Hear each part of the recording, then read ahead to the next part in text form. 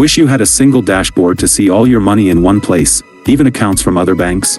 That's exactly what SoFi Relay is for. Today, I'm showing you how to set it up in minutes. Welcome back to Guide with Samuel. Think of Relay as your financial command center. It's a free tool within the SoFi app that lets you see your cash flow, track your net worth, and set spending goals. To get started, open the SoFi app and find the Relay tab.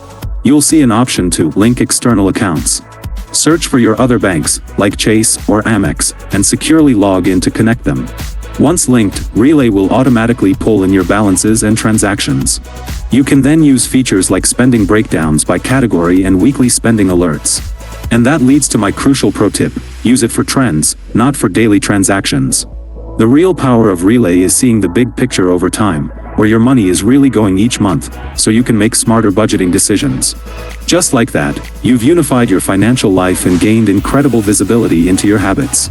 What's the most surprising spending category you discovered after linking your accounts? Let me know down in the comments, and subscribe for more clear-cut guides like this one. Thanks for watching. I'm Samuel, and I'll see you in the next video.